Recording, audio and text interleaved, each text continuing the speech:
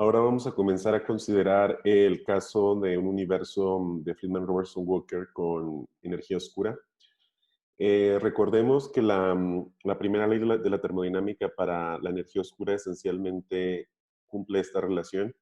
Esencialmente, entonces, la ecuación de estado de la energía oscura escrita con su parámetro W debe ser tal que W sea menor a -1/3 para cumplir la ley anterior.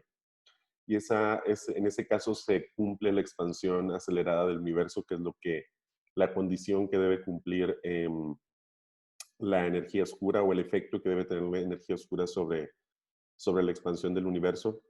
Y bueno, recordemos además que su densidad en el presente se puede escribir de esta forma y evoluciona con el factor de escala, con esta potencia esencialmente -3/1 más W.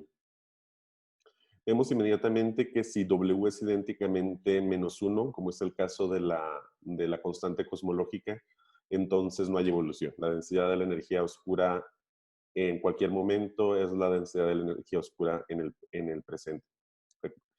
Y recordemos entonces que en ese caso podemos escribir la ecuación de estado de esta forma, esencialmente como menos rho c cuadrada. Inmediatamente vemos, si escribimos la ecuación de continuidad para la energía oscura, vamos a tener que agregar, por supuesto, el término relativista de la presión y nos vamos a dar cuenta que inmediatamente que no hay variaciones en la densidad de la energía oscura. En otras palabras, la energía oscura no presenta fluctuaciones, de modo que no es que vayamos a estudiar las fluctuaciones de la energía de vacío o la energía oscura o la constante cosmológica, sino que vamos a estudiar más bien, vamos a considerarla como un elemento del background cosmológico, como habíamos dicho antes.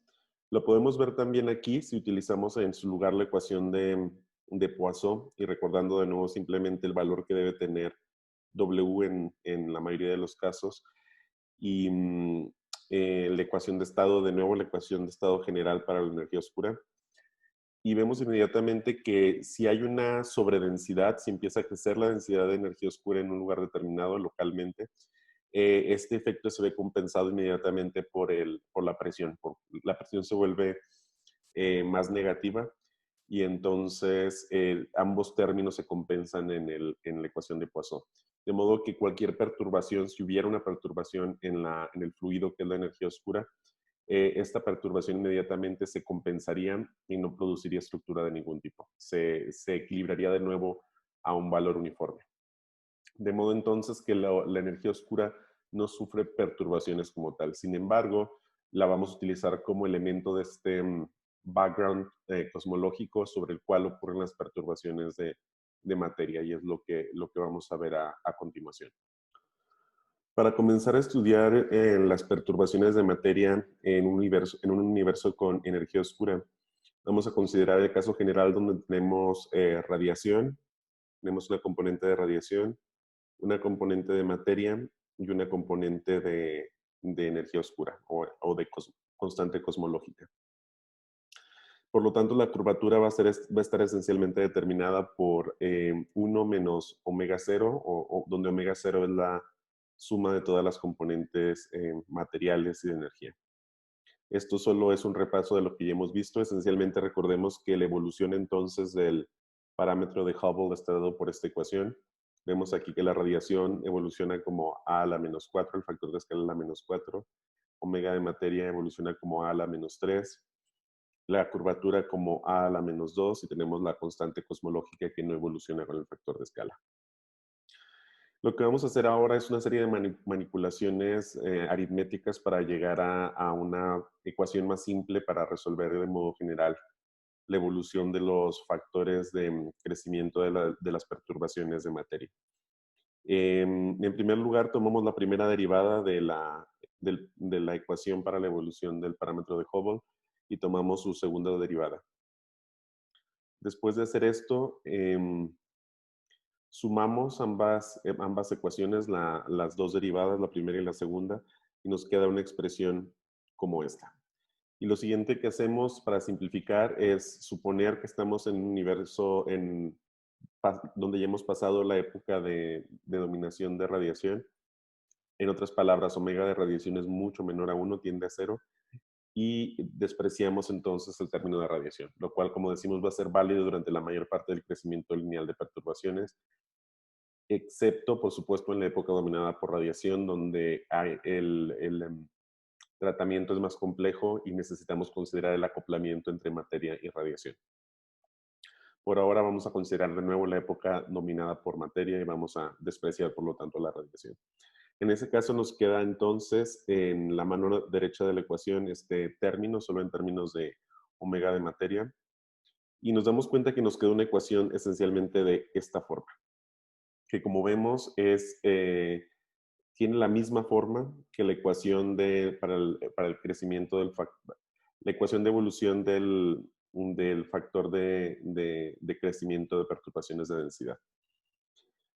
Lo que vamos a hacer a continuación es multiplicar esta primera ecuación por D y la segunda ecuación por H y sumarlas esencialmente, con lo que nos queda una ecuación de esta forma, donde hemos combinado las dos ecuaciones anteriores. Y finalmente la podemos escribir en términos de derivadas en el tiempo, de acuerdo con esta segunda ecuación.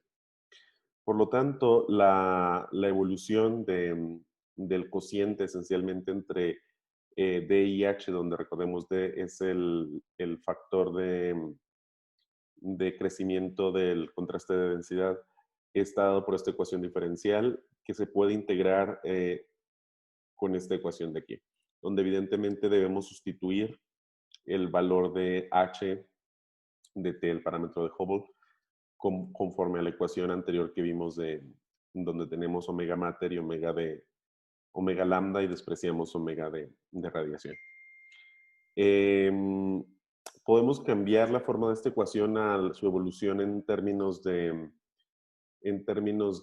redshift en vez del tiempo, y en ese caso nos queda una ecuación de esta forma, donde hemos utilizado esencialmente esta transformación entre dt y dz, donde recordamos simplemente que A es idéntico, el factor de escala es idéntico a 1 sobre 1 más z. Entonces, vemos que para llegar a esta ecuación también hemos considerado este límite, que básicamente nos dice que los factores de crecimiento de las perturbaciones de densidad, cuando z tiende a infinito, evolucionan o son proporcionales a 1 sobre 1 más z, que es el caso límite de un universo de Einstein de Sitter que ya consideramos. Ahora, podemos escribir una solución general, podemos calcular la solución general a la ecuación anterior numéricamente, pero también podemos usar una aproximación en términos de una aproximación analítica, en términos de este parámetro G, que es el factor de crecimiento relativo, el factor de crecimiento de las perturbaciones de densidad relativo, en otras palabras, D sobre A, D dividido por el factor de escala. Y también, bueno, obviamente lo podemos escribir como 1 más z por d de z. Y en ese caso, la solución aproximada está dada por esta ecuación, donde tenemos la evolución de omega de materia, que está dada por esta ecuación. Recordamos la evolución de omega mater en términos de 1 más z al cubo y el factor y la evolución esencialmente del parámetro de Hubble al cuadrado. Y esta sería la evolución de omega lambda con z también, con el redshift. Y tenemos, por supuesto, también omega de z sola, y esta sería, bueno, la omega total, la suma de las anteriores. Y bueno, entonces con esa solución general ya podemos aproximarnos a solucionar ciertos casos particulares. Si hacemos las sustituciones pertinentes, podemos regresar a las soluciones que hemos visto antes para los casos de un universo vacío o un universo Einstein de Sitter, o para el caso general sin energía oscura que vimos en la sección anterior. Ahora consideramos el caso de un universo dominado puramente por radiación, donde no vamos a considerar ni las perturbaciones en materia, ni por supuesto la componente de energía oscura para el background. La idea de este universo es es la época en la que nos encontramos en el universo dominado por radiación, por lo que la densidad de materia es despreciable y lo mismo que la densidad de energía oscura. Entonces, lo primero que tenemos que hacer es considerar unas ecuaciones de fluidos con el término de presión, dado que en este caso estamos en el caso relativista. Y nos quedan las tres ecuaciones como las vemos aquí, tal y como lo habíamos dicho antes al principio de este capítulo. Una suposición que vamos a hacer para solucionar de modo analítico estas ecuaciones es despreciar el término de presión en la ecuación de Euler. Vamos a decir que este término tiende a cero. En la vida real eso no va a ser del todo cierto, así que las soluciones que vamos a obtener son solo unas aproximaciones. En la vida real tenemos que utilizar realmente códigos numéricos para resolver este tipo de ecuaciones, las perturbaciones lineales en el régimen dominado por radiación. Sin embargo, nos sirve para tener una idea general de cómo es la solución global. Nos va a dar una primera aproximación a las soluciones que luego vamos a refinar de modo numérico en otro momento. Recordemos que la ecuación de estado para la radiación esencialmente es esta. Y sustituyendo esa ecuación de estado y despreciando el término de presión que decíamos, obtenemos estas tres ecuaciones en términos ahora de cantidades perturbadas y coordenadas comóviles, tal y como lo hicimos en el caso de materia. Y lo siguiente que hacemos obviamente es tomar el límite lineal, el régimen lineal, despreciar todos los elementos de alto orden en las ecuaciones, todos los términos, perdón, de alto orden en las ecuaciones, y nos quedan las tres ecuaciones de fluidos de esta forma. Y por lo tanto obtenemos una solución, una ecuación diferencial general de segundo orden para las perturbaciones de densidad de energía de radiación, dada por esta expresión final, que vemos que es muy similar a las perturbaciones de materia. De nuevo tenemos el término de Hubble drag, de frenado de Hubble, y tenemos la diferencia más grande estriba en esta constante de proporcionalidad, que recordemos que en el caso de materia era a 2π solamente. Ese es el cambio más grande que vemos. La solución general, por supuesto, va a ser de esta forma, con dos términos que evolucionan en el tiempo, los términos de crecimiento de las perturbaciones de densidad de radiación. Y para el caso donde omega de radiación es del orden de 1, que es el caso que estamos considerando, despreciando omega mater y omega lambda, nos queda una solución de este tipo para el factor de escala.